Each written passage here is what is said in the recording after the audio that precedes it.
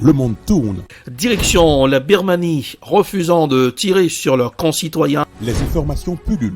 Tout de suite, voici les informations. C'est le moment d'ouvrir la page internationale avec Erlichi Dorelas depuis Boston, Massachusetts.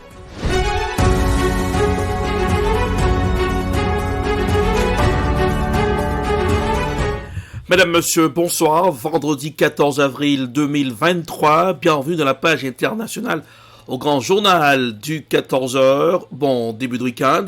Comme disaient les Américains, Happy Friday, joyeux vendredi. Depuis la newsroom dans la capitale des grandes universités du monde, Boston, Massachusetts, Erlichi Dorelas pour présenter la page internationale.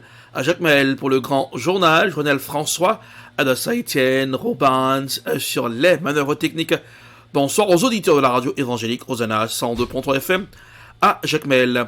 Aux États-Unis, Jacques Teixeira, le suspect de la fuite de documents confidentiels du Pentagone, a été présenté à la justice ce vendredi.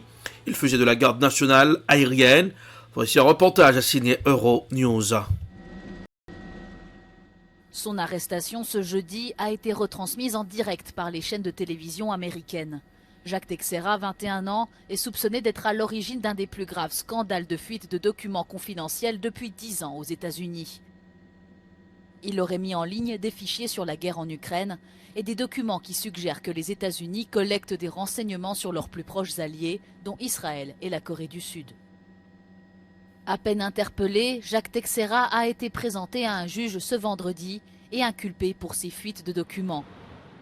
Le secrétaire américain à la Défense a salué son arrestation rapide. En voyage en Irlande, Joe Biden s'est dit préoccupé que des fuites aient pu arriver.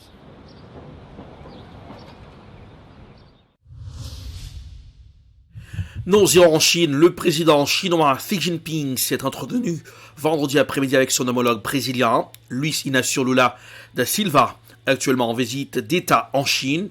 Voici un reportage signé CGTN News. Au cours de leur entretien vendredi après-midi à Beijing, les deux dirigeants ont discuté de l'amitié de longue date et du partenariat stratégique entre leurs pays, estimant qu'une relation Chine-Brésil forte contribuera à la paix, à la stabilité et à la prospérité régionale et mondiale.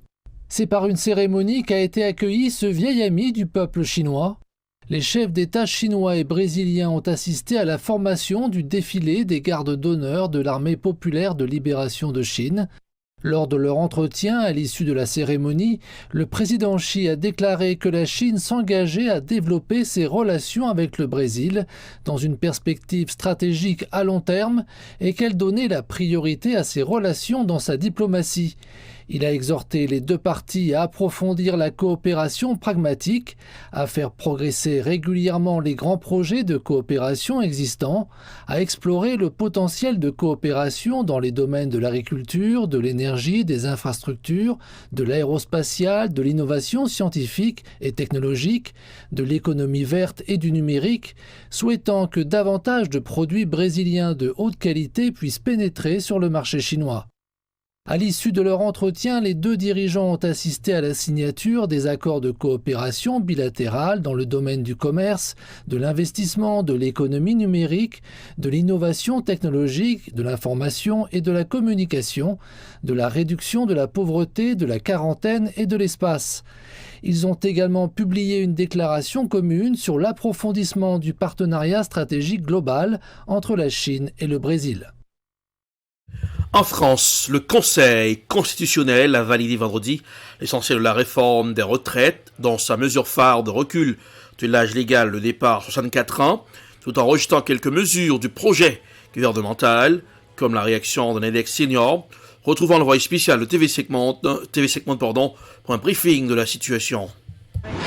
Oui, eh bien écoutez Marion, ce fut une longue journée, une très longue journée pour tous les opposants à la réforme des retraites et ils se sont rassemblés ici devant le Conseil constitutionnel en attente de cette réponse qui est tombée il y a quelques minutes et ce n'est pas vraiment une surprise. Le Conseil constitutionnel a donc déclaré que la réforme des retraites était conforme à la Constitution française. Elle est donc largement adoptée même s'il y a certaines dispositions comme l'index senior qui ont été rejetées. Alors il y avait aussi un deuxième point sur lequel devait statuer aujourd'hui le Conseil constitutionnel. Il s'agit du référendum référendum d'initiative partagée. Et sur ce sujet, le Conseil constitutionnel déclare qu'il n'est pas conforme à la Constitution française. Il n'y aura donc pas de vote, il n'y aura donc pas de référendum. Alors vous pouvez le voir derrière moi, le dispositif policier est très important évidemment.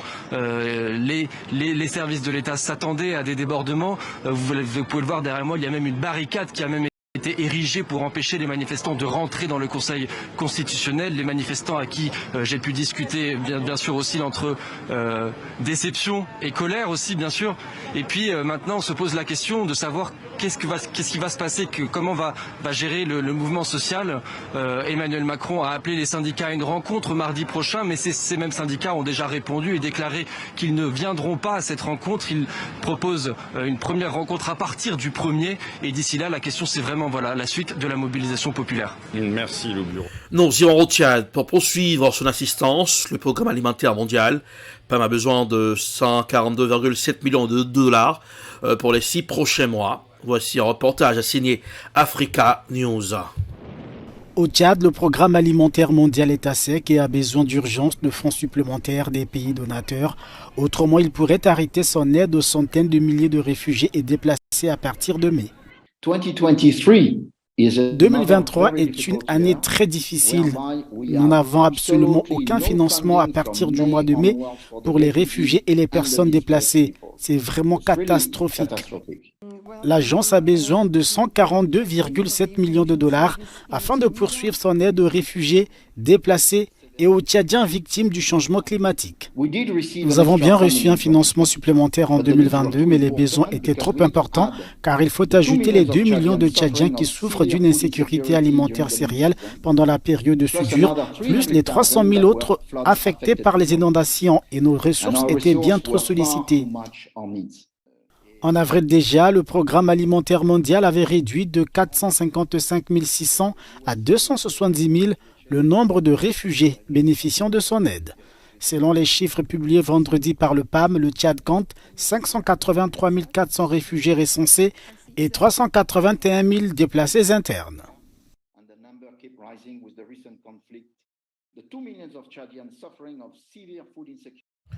Une vaste opération d'échange de prisonniers a commencé vendredi 14 avril au Yémen, entre camps ennemis, a annoncé le Comité international de la Croix-Rouge, CICR. Elle intervient en pleine détente régionale et suscite l'espoir d'une paix dans le pays ravagé par la guerre. Voici un reportage signé France 24. Ils sont de retour à Sanaa, libres. Détenus pendant des années par le gouvernement soutenu par l'Arabie Saoudite, ces anciens prisonniers combattaient avec les rebelles Houthis, soutenus par l'Iran. De l'autre côté du tarmac, des familles déchirées par la guerre attendent le retour de leurs proches avec impatience. Nous avons attendu ce moment pendant si longtemps. Mon fils a été emprisonné depuis 2018. Il m'a tellement manqué. Au même moment, des membres du gouvernement et de la coalition militaire dirigée par l'Arabie Saoudite arrivent à Aden. Ils étaient détenus par les Houthis. Parmi eux, l'ancien ministre de la Défense, Mahmoud Al-Soubahi. Coordonné par le Comité international de la Croix-Rouge, cet échange doit durer 3 jours. Près de 900 prisonniers sont concernés. Leur libération intervient après l'accord conclu fin mars en Suisse entre le gouvernement reconnu par la communauté internationale et les rebelles. Un accord signé après le réchauffement inattendu des relations entre l'Arabie Saoudite et l'Iran, deux grands rivaux qui s'affrontent parfois par camps interposés, comme au Yémen. Cette semaine, une délégation saoudienne s'est d'ailleurs rendue à Sanaa. Elle en est repartie jeudi avec un accord préliminaire de trêve et la promesse de nouveaux pourparlers. De quoi susciter l'espoir d'un apaisement de la situation dans ce pays où la guerre a provoqué l'une des pires crises humanitaires au monde, avec des centaines de milliers de morts et des millions de déplacés. Allez, hop, c'est la fin de la page internationale pour aujourd'hui. Merci de l'avoir suivi. La production est signée de Prod, réalisation Télé Beltop pour le compte de la radio évangélique Hosanna 102.3 FM à Jacmel. Pour présenter la page internationale, Erlich Dorelas, depuis Boston, la capitale des grandes universités du monde. Météo pour aujourd'hui, température estivalière, il fait beau temps à Boston, 84 degrés Fahrenheit, ça donne 29 degrés Celsius. Jacmel, 86 degrés Fahrenheit, 30 degrés Celsius. bonsoir Joannel, bonsoir Rubens, bonsoir Adassa Etienne, bonsoir aux auditeurs de la radio évangélique Hosanna 102.3 FM à Jacmel. Passez un excellent vendredi et bon week-end à tous et à toutes. Bonsoir, à lundi. C'était la page internationale avec Erlich Dorelas.